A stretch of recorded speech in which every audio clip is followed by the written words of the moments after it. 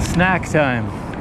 All of the places I was thinking about stopping for something to eat, they were all closed. So yeah, it was too early for all of my places. But here in this small town, I came across just a little stall on the street there, and just selling some rice and then some kind of barbecued chicken, I believe. So I've got a kind of a skewer of chicken here with some kind of a red, pasty red sauce on it. Let's see what we've got going on here.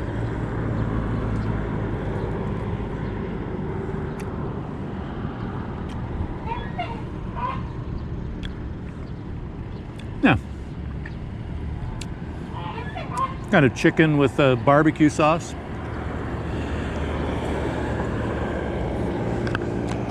Very tasty. Along with some sticky rice.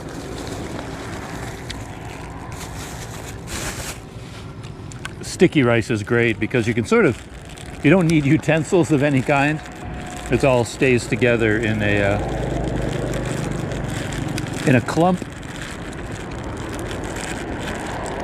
I've got my sticky rice, and then you can just sort of take a bite out of it like that.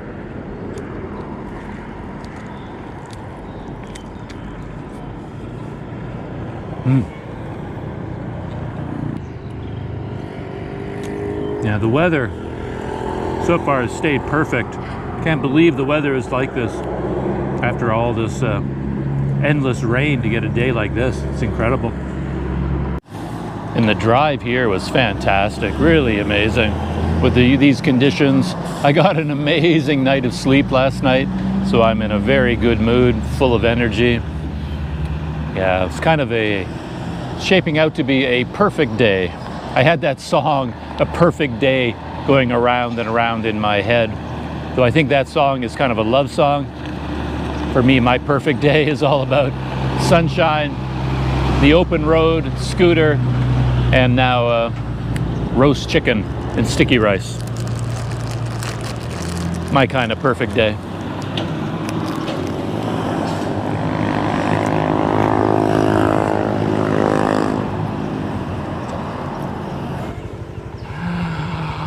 Good news and bad news.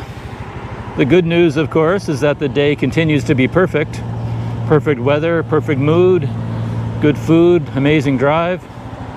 Bad news, I've arrived at the Namtok Pha Charoen National Park in Thailand, and there's a big red sign that says temporarily closed because of COVID-19 outbreak.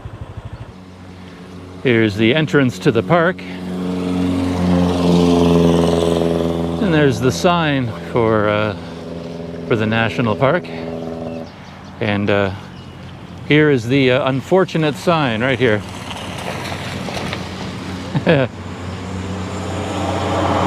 Temporarily closed. Well, I guess that means I'm going to go in just to see whether it really is closed. And then I guess I'll drive up to the lookout point that I mentioned. So that will be my plan B for today. It's not that far away from here. You just sort of go around these hills, actually, and then follow this line of hills into a big range of hills back there somewhere. That's my new plan. Looks like a nice place. Very steep hill right there. Amazing trees I can see from a distance.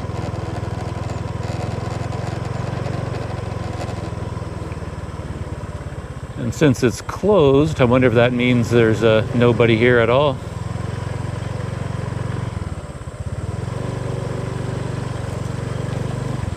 Hello. Says closed. Okay. Thank you.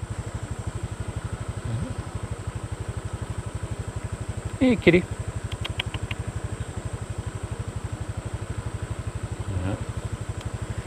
Yeah, that's it. There's a park ranger gate here, and they just indicated that it's closed. Hey there, kitty.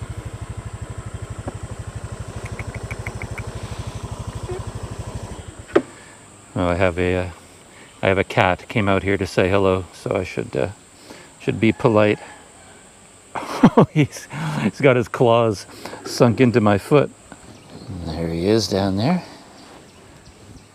He's a big old tomcat. Beautiful, beautiful cat. You can tell that he's like half a second away from launching himself at me with his teeth and claws. Cats are just so funny that way. But yeah, you can feel this guy. He's strong. He's well fed and muscular, aren't you?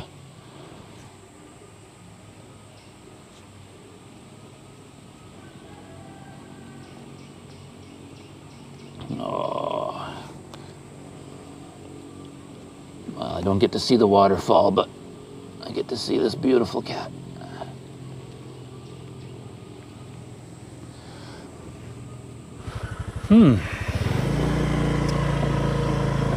So, change of plans. We're going to go into the countryside.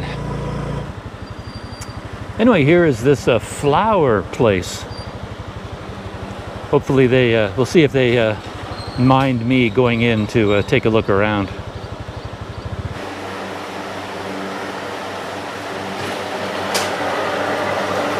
Oh, look at this.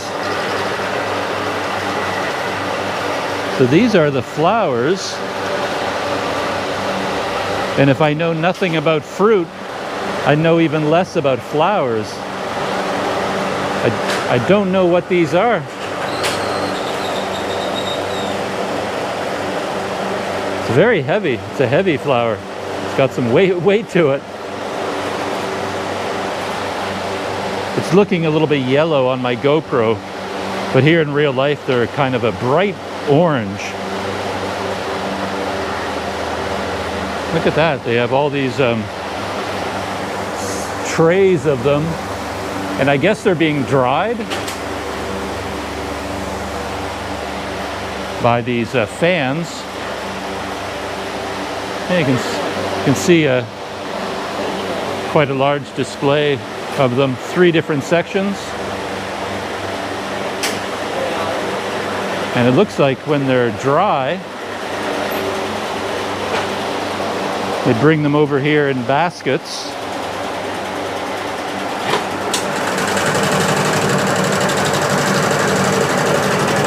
Oh, it looks like they're processing them and extracting liquid. Or maybe that's just water, I guess. They're drying them out even further.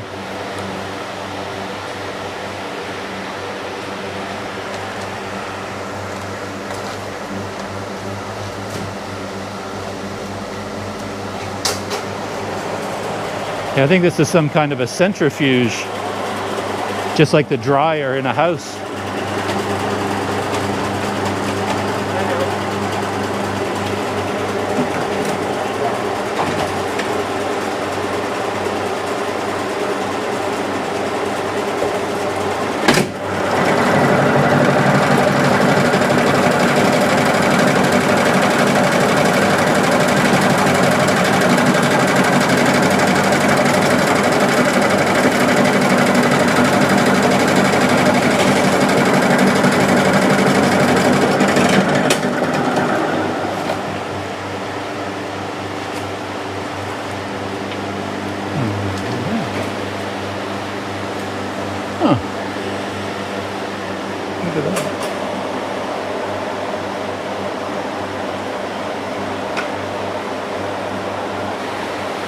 At first I thought maybe they were extracting some kind of juice, some nectar from the flowers, but I think they're just getting water because they're not really collecting it. It's falling into a bucket and the bucket is overflowing. So I think that's just water. They're letting it drain away.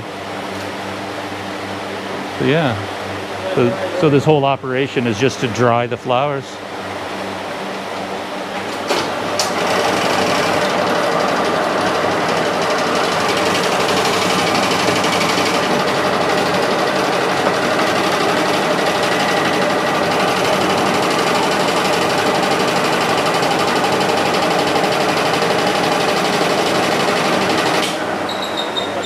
So it looks like the procedure is the opposite of what I thought.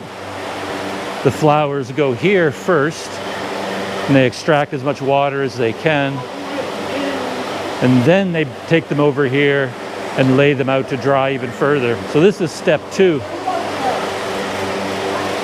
This guy just took one of the baskets that had the water removed, and now he's laying them out to dry.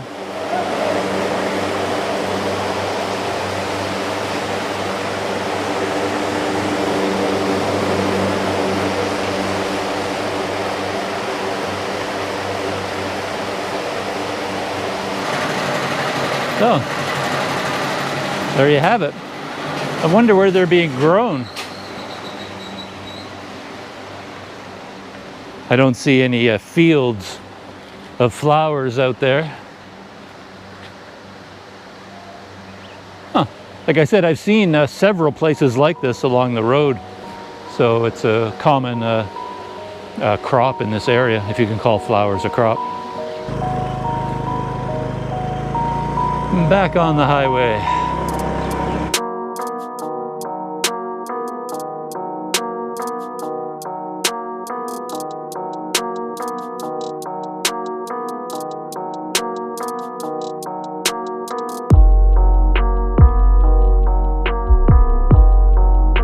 Oh, well, I've reached the intersection where the road cuts into the hills.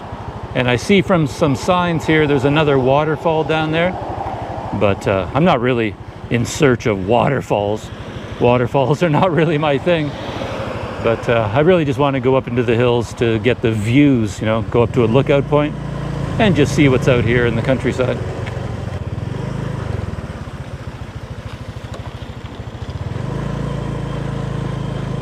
And there's a little town up here, a few kilometers. I think it's called something like Banchi Babo.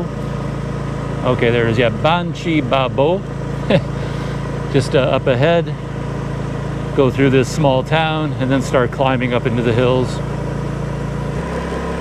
I really don't know where I'm going because I don't see any obvious big hill ranges to climb up. But I guess we don't really need a big hill range.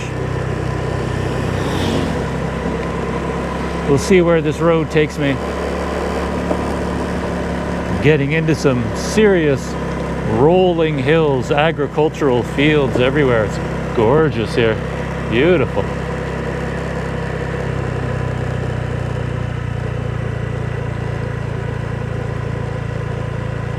As I talked about in the video the other day, the rainy season is sort of a mixed blessing. You might find yourself caught in a rainstorm or stuck inside as it rains a lot, but then the entire landscape becomes transformed, becomes green and lush. Plus you get to see so many more people out in the fields working.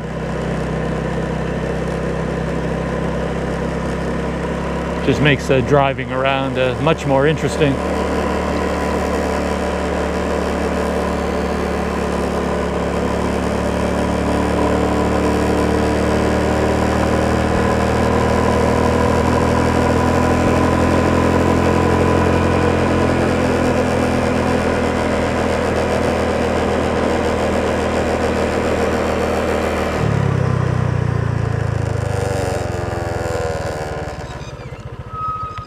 Here's a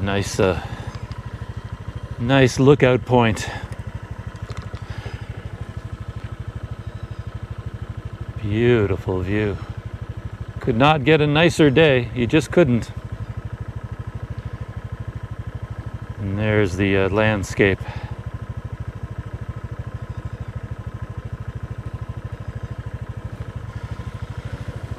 Ooh, and on the other side of the road,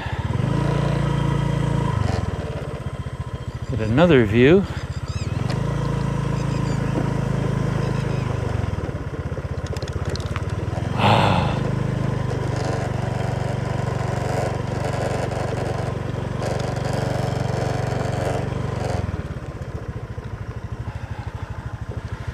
All newly planted fields.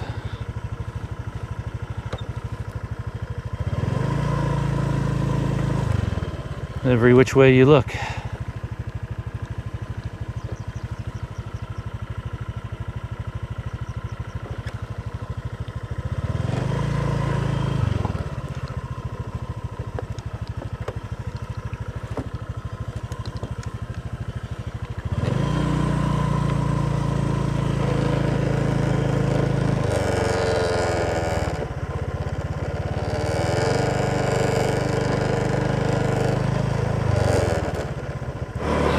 Can you imagine if I get up there and I find that there's a coffee shop up there? That would be pretty amazing. Call it a miracle.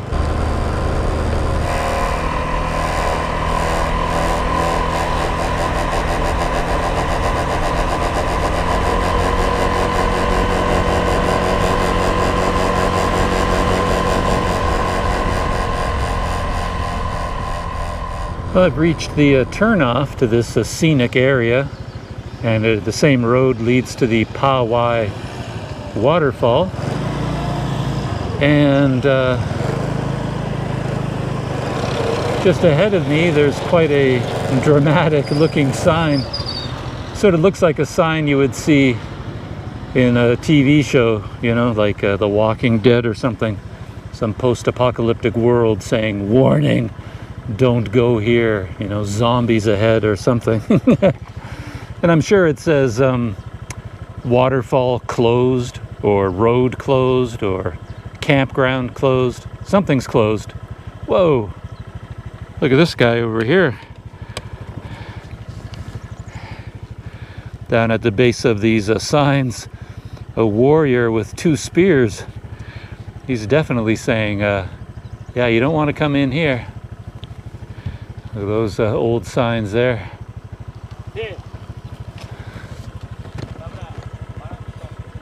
Oh yeah. And closed. Okay, thank you.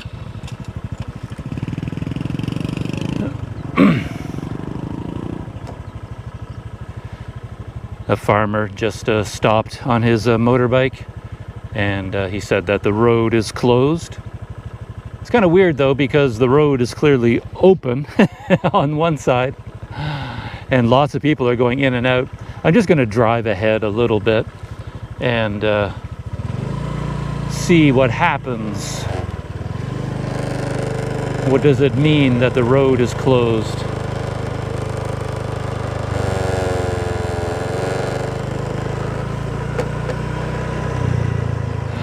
It is kind of funny in a way, because I wasn't online this morning, but I know that if I went to the local news sites for Thailand, you know, 50% of the articles in the headlines would be all about Thailand opening up for tourism again, you know, reopening, all the dates for this island to be open, that area to be open.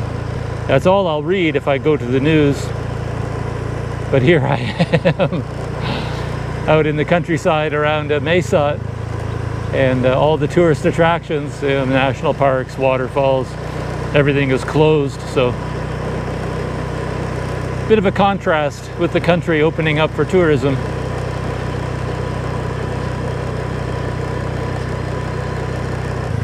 The campground area, the campsites, are supposed to be just a short distance ahead, but I haven't done any climbing at all. In fact, I've been going down, losing altitude. So I'm not quite sure where I am. Gorgeous road though, nicely paved, really windy, S-curves, S-bends everywhere.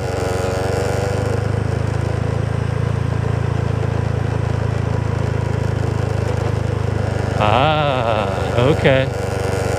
Oh. Ah, okay. This looks like a that's definitely a barrier. Nobody's going past here. Hello. Oh well. I know. Check that out. It's really like a community action in a way. All of these like red signs here, all kind of homemade, and there's like 7 or 8 men over there in the shelter. So I can't go to the lookout point or to the waterfall. I love these signs though. Red paint, like red spray paint. It really is the Walking Dead out here. Wow, they've really shut down. Like all the local men here, there's like 7 or 8 motorbikes there, and they're all hanging out. Well, time to turn around. See you.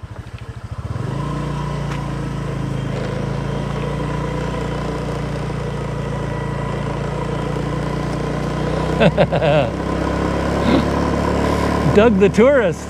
I set off today to be a tourist, and the country won't even let me. It's kind of ironic in a way.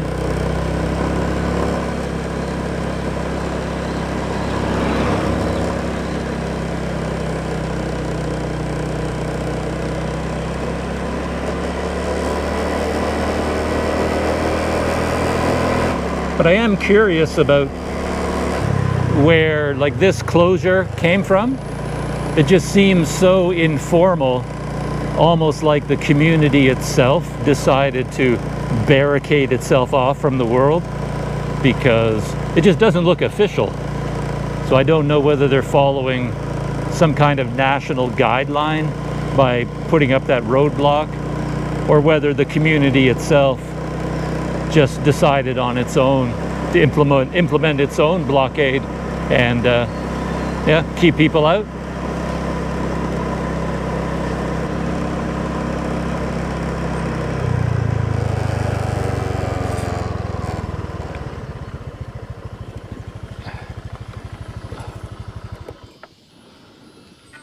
Well, I'm back at the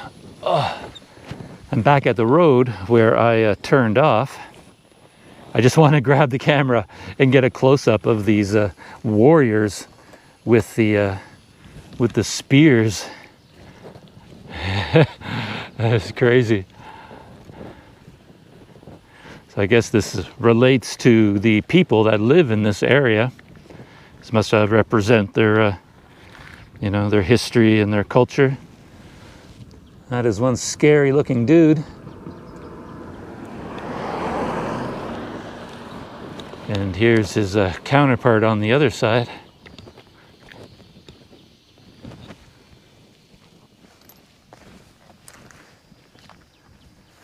Two swords and then a Walking Dead red spray painted warning sign. Even this sign, you know, these old signs, old rusted and pockmarked, kind of look like a, you know, the Walking Dead. It's got bullet holes in it, of course. People shot at it. Anyway, this is where I am right now. Beautiful countryside.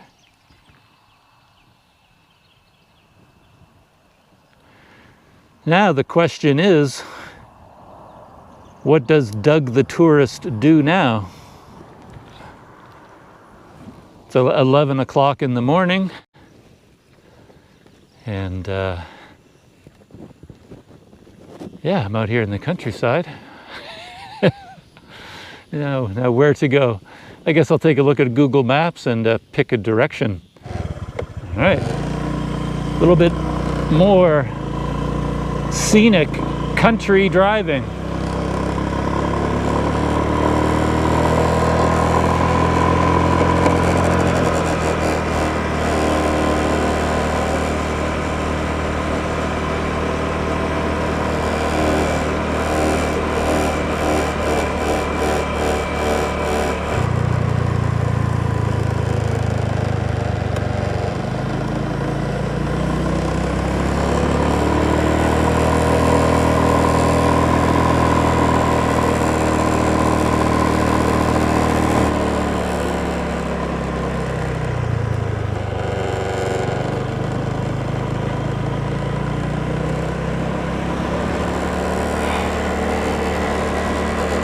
Look at that view up ahead. It's really nice.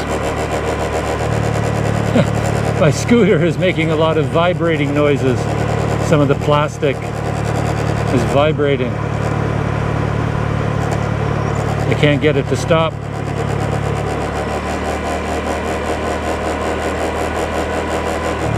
Wow, look at that. Woo. Beautiful view. That small town down there, sort of nestled on the hillside. Wow, nice.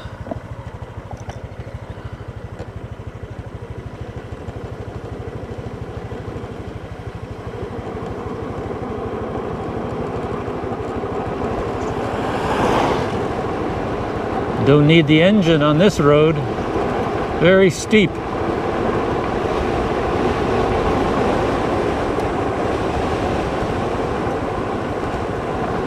It says 6% grade. Feels more like 8%, 10% to me.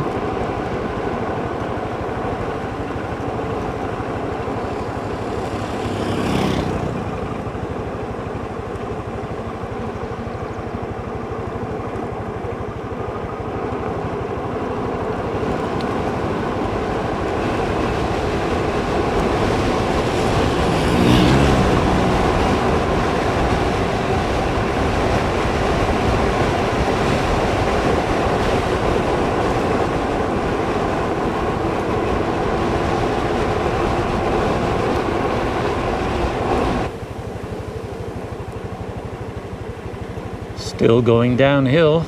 Don't need any motor power yet. Keep wondering whether these little towns will have blockades as well, and whether I'll be allowed to pass through.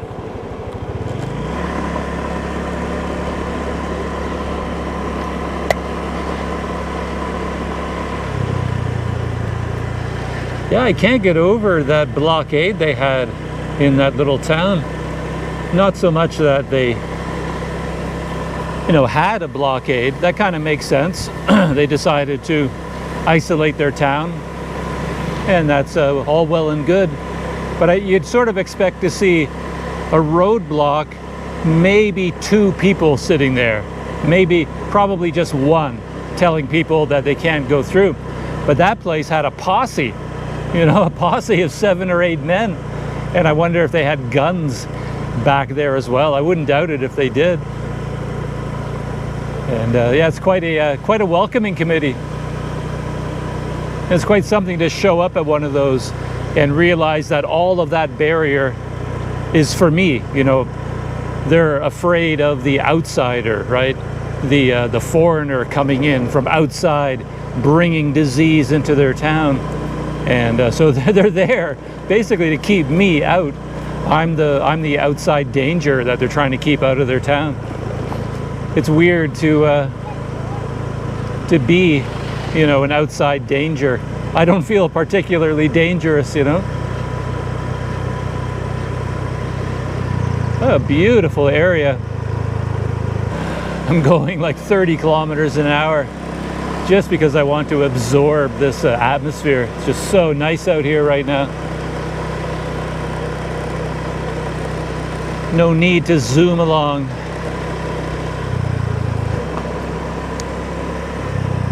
I actually have quite a ways to go yet on this small road. I wonder if it leads through a lot more small towns or not.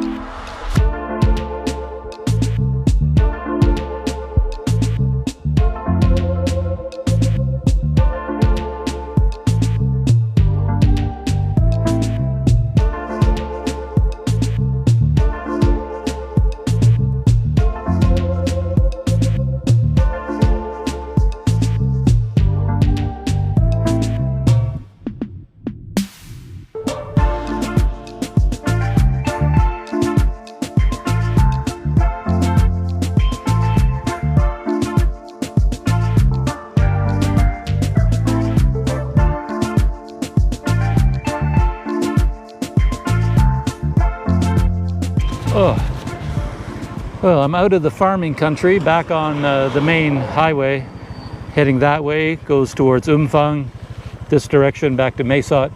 And I was going to go to the Ava Cafe, but I'm going to call an audible and continue up the highway a little bit and go back to Locha or Rocha Cafe. So let's head in that direction. It'll only take 15 minutes to get there, something like that.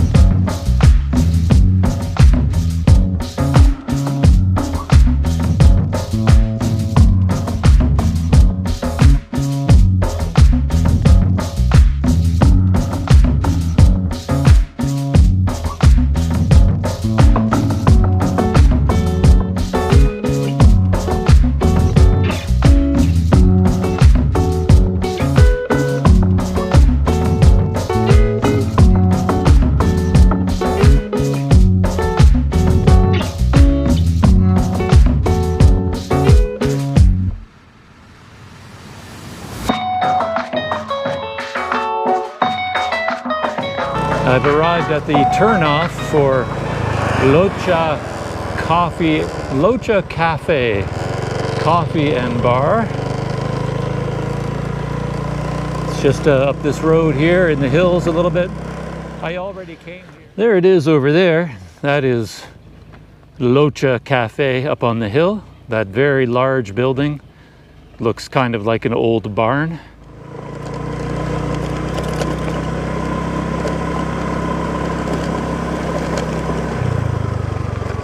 There it is there, Locha Cafe.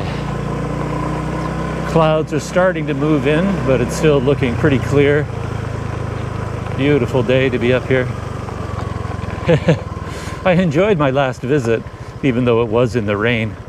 The rain kind of gave it a special quality. But, oh, it's nice to be here on a sunny day.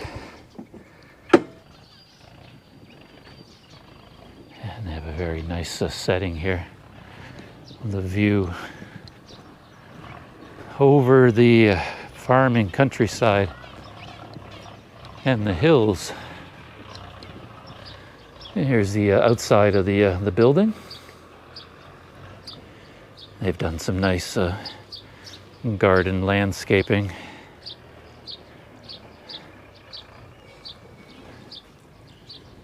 And some flowers. The whole place has a kind of fairy tale, like children's fairy tale atmosphere in terms of the decor.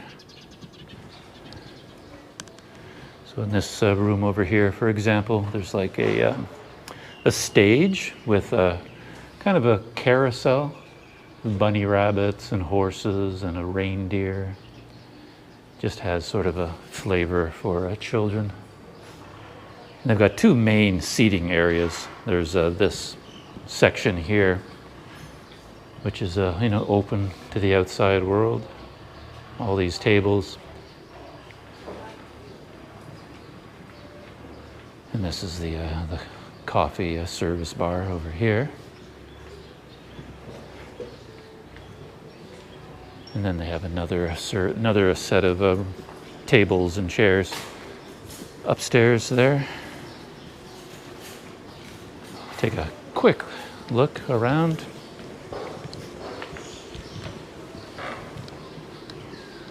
From up here, you get a nice view of the setting for this place. So there's where they prepare the food and the drinks, and there are a couple of stools and chairs down there. And then up here, you can also sit up here with all these tables. And the advantage to being up here is you can sit right beside the window and enjoy the view out there.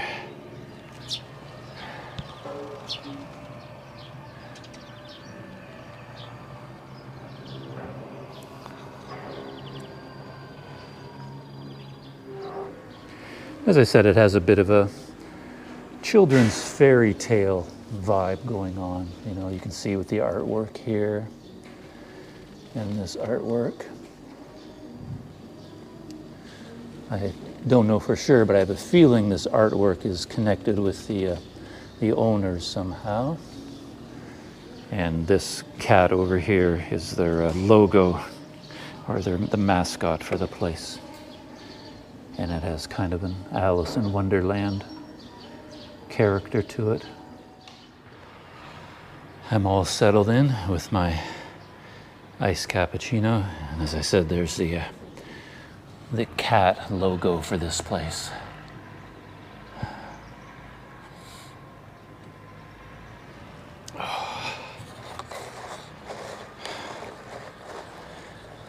I find it nicer down here than upstairs, just because upstairs it's enclosed and all the windows are closed and it's not air conditioned. So at least down here you get a breeze, kind of a cross breeze going through.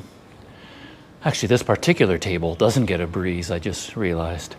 Got a lot of plants kind of blocking the window here, and maybe even the view. Maybe they kind of overdid it over here with the plants.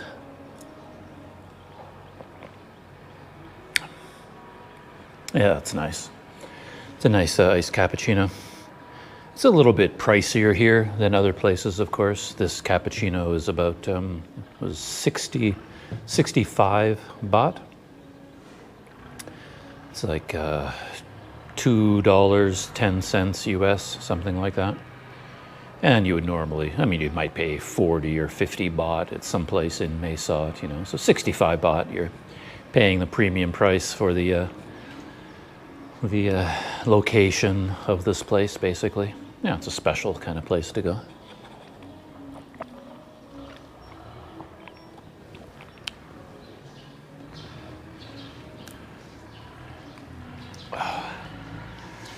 And I'm just going to relax here for a few minutes and then hop back on the scooter and ride back to Mae Sot, the end of my small adventures for this Friday morning. All right, that's it for today.